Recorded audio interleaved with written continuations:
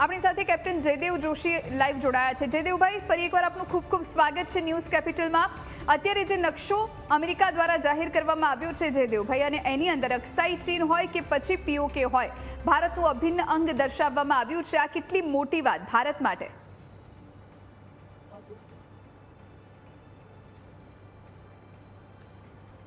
મને ઓડિયો નથી આવતો।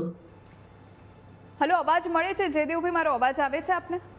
હા, હવે આપનો અવાજ મળે છે જી। ઓકે જયદેવભાઈ, મારો સવાલ એ સીધો કે આ ભારત માટે કેટલી મોટી વાત કહેવાય, કારણ કે અત્યાર સુધી ટેરિફ વોરના કારણે અમેરિકા સાથે ક્યાંક મનનો ખટરાગ આવ્યો હોય એવું જોવા મળતું હતું, પણ હવે અમેરિકા દ્વારા જે રીતે નકશો જાહેર કરવામાં આવ્યો છે અને એની અંદર અક્સાઈ ચીન હોય કે પછી પીઓકે હોય, ભારતનું અભિન્ન અંગ તરીકે દર્શાવવામાં આવ્યું છે। કેટલી મોટી વાત? યસ, હવે આપનો અવાજ મળ્યો। થોડા નેટવર્કના કારણે મે બી શરૂઆતમાં આપનો પ્રશ્ન જવાબ નહોતો આવ્યો। ખૂબ જ મોટી વાત છે, મહત્વપૂર્ણ બાબત છે, અને એ અમેરિકા જે હંમેશાને માટે એવું કહેતું રહ્યું હતું કે જમ્મુ કાશ્મીર જે છે અથવા પાક અધિકૃત કાશ્મીર છે એક વિવાદિત વિસ્તાર છે, અથવા ઇવન યુનાઇટેડ નેશન્સના પીસ કીપિંગના લોકો ઓબ્ઝર્વર જ્યારે ત્યારે આવે ત્યારે એવું કહેતા હતા કે આનો નિર્ણય અમે લેવાનો બાકી રાખશું। એ અમેરિકા, અને એથી વધારામાં જો કહીએ તો એ પ્રકારનું અમેરિકા કે જેણે ઓપરેશન સિંદૂર પછી પાકિસ્તાન તરફી વલણ અખ્તિયાર કર્યું હતું। પાકિસ્તાનના સેનાધ્યક્ષ, પાકિસ્તાનના પ્રાઇમ મિનિસ્ટરને ત્યાં બોલાવ્યા હોય, આગતા સ્વાગતા થઈ હોય, ડિફેન્સની તેમને ઘણી સારી વાત કરી હોય, એ અમેરિકા જ્યારે આવી રીતે ભારતનો આખો નકશો રજૂ કરે ત્યારે આ એક ડિપ્લોમેટિક જીત જ કહી શકાય।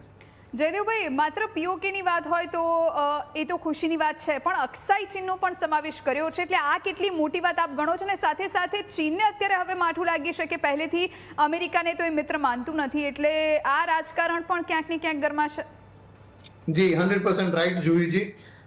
ચીનને માઠું લાગી શકે, અને હું તો એમ કહીશ કદાચ કે ઇન્ટરનેશનલ ડિપ્લોમસીમાં એક રાષ્ટ્રે પોતે પોતાનું જ હિત જોવું જોઈએ, અને એ રીતે જો આપણે જોઈએ, ચીનને માઠા લાગવા કરતા વધારે મહત્વની વાત એ છે કે ભારત તેની અમેરિકા સાથેની સમજૂતીના અને ઐક્યના સિગ્નલ્સ મોકલી રહ્યું છે। બિલકુલ જયદેવભાઈ, કારણ કે અત્યારે છેલ્લા થોડા સમયથી અમેરિકા સાથે આપણે જે રીતે ટેરિફ વોરનો સામનો કરી રહ્યા હતા, પ્રધાનમંત્રી મોદી એમની સાથે વાતચીત કરે છે અને પછી ધીમે ધીમે ગ્રેજ્યુઅલી ટેરિફ ઓછો કરવામાં આવે છે, એ પણ એક ઘણી મોટી અને ઘણી સારી વાત કહેવાય ભારત માટે, અને એનું જ ક્યાંક પરિણામ આમાં પણ જોવા મળ્યું હોય એવું આપ કેટલું માનો છો?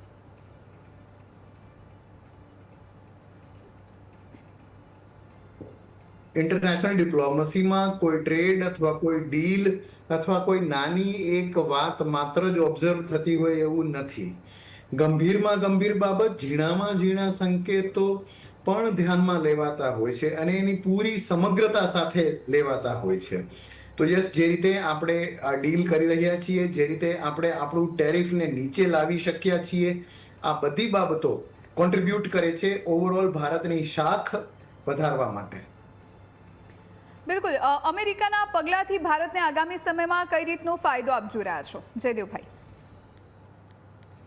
સૌથી મોટો ફાયદો ડિપ્લોમેટિકલી એ થયો કે અમેરિકા સ્વીકાર કરે છે આપણી ઇન્ટરનેશનલ બોર્ડર્સનો, અને આ અમેરિકા જે સિક્યોરિટી કાઉન્સિલ, સંયુક્ત રાષ્ટ્રના સિક્યોરિટી કાઉન્સિલનું પર મેમ્બર હોય, ખૂબ સરસ રીતે વીટો પણ વાપરતું હોય, એગ્રેસિવ હોય, એ અમેરિકાના આ વેલિડેશનથી આપણે હવે વિશ્વના દરેક દેશોને, કારણ કે કેટલાય દેશો, યુરોપીય સંઘ, એ બધા લોકો આ એરિયાને ભારતનો મેપ પોતાના પબ્લિકેશનમાં નથી ગણતા। તે ગણવા માટે આપણે તેને બાધ્ય કરી શકીએ, અને આ તો બહુ નાની વાત કહેવાશે। આથી મોટી વાત એ કહેવાય કે આ ભારતનો ભાગ હોવાથી કોઈ પણ પ્રકારનો પાકિસ્તાનનો પગ પેસારો અથવા તથાકથિત આઝાદ કાશ્મીરની ત્યાંની ચૂંટાયેલી સરકાર ને જો પાકિસ્તાન સપોર્ટ કરે તો તેને ભારતની ભૂમિ પર કરેલું આક્રમણ અથવા અતિક્રમણ તરીકે લઈ શકાય। આ બહુ મોટી વાત હશે। બિલકુલ, અત્યાર સુધી જયદેવભાઈ આપણે જોતા આવ્યા છે, અને ઘણી વખત આપણે ચર્ચા પણ કરી છે કે પીઓકેને લઈ અને બંને દેશો વચ્ચે જે પ્રમાણે હુમલા થતા હોય કે પછી વાર પ્રહાર થતા હોય, એટલે હવે જે પ્રમાણે અમેરિકાનું આ પગલું છે એના પરથી ક્યાંક ને ક્યાંક દુનિયાને પણ એક સંદેશો આપી દેવામાં આવ્યો છે. ભારતના નકશામાં જે પ્રમાણે પીઓકેનો સમાવેશ કરવામાં આવ્યો એટલે સીધી રીતે એ મેસેજ આપી દેવામાં આવ્યો કે પીઓકે આપણું છે, આપણું હતું ને આપણું જ રહેશે. Yes, 100% definitely. અને જરા થોડું હું અને જરૂરી છે કહેવું કે આ ભારત આપણું છે, આપણું હતું અને આપણું જ રહેશે. આ વાત તો આપણા સૈનિકોએ 47ની લડાઈમાં આ આંતરરાષ્ટ્રીય સીમાની રેખાને અંકિત કરી દીધી હતી પોતાના લોહીથી, જ્યારે એમણે ત્યાં બલિદાનો આપ્યા ત્યારે. પણ દરેક લડાઈ જમીન ઉપર નથી લડાતી કે નથી જીતાતી, થોડીક ડિપ્લોમેટિક લડાઈઓ હોય છે. આ થવું અને આનાથી આપણે આગળ કેટલું કરી શકશું એ એક બહુ મોટી ડિપ્લોમેટિક વિજય છે. બિલકુલ. જયદેવભાઈ, ચીનના પેટમાં પણ સ્વાભાવિક રીતે તેલ રેડાયું છે એટલે કઈ રીતના જવાબની એક્સપેક્ટેશન ચીન પાસે છે આપને? જરા ફરીથી આપનો પ્રશ્ન કહેશો જરા મને ઓડિયો? જયદેવભાઈ, કારણ કે અક્સાઈ ચીનને પણ ભારતનો ભાગ દર્શાવવામાં આવ્યો છે એટલે કઈ રીતના જવાબની એક્સપેક્ટેશન ચીન પાસે છે? ચીન તરફથી કોઈ વળતો પ્રહાર થઈ શકે છે? નહીં, આઈ ડોન્ટ થિંક સો.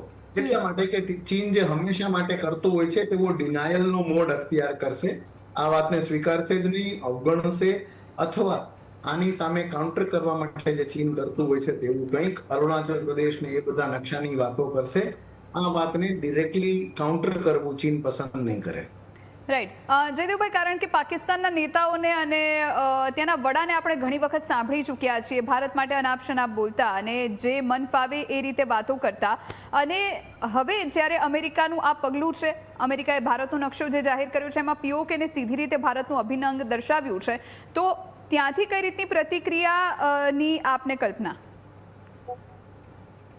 મને બહુ કદાચ નેટવર્કમાં ડિસ્ટર્બન્સ નથી, અવાજ પહોંચી રહ્યો આપનો. ઓકે જયદેવભાઈ, અવાજ હવે આવે છે મારો? હા, મે બી કટ થઈને આવે છે. જી ઓકે. પાકિસ્તાન તરફથી કોઈ પ્રતિક્રિયાની એક્સપેક્ટેશન્સ છે?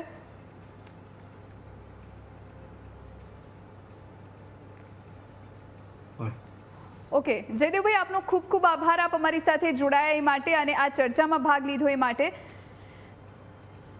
તો જે પ્રમાણે આ નકશો જાહેર કરવામાં આવ્યો છે ને એની અંદર પીઓકે અને ચીનને, અક્સાઈ ચીનને ભારતનું અભિન્ન અંગ ગણાવવામાં આવ્યો છે, જે શાહબાઝ મુનીરની ઊંઘ ઉડાવવા માટે પૂરતું છે.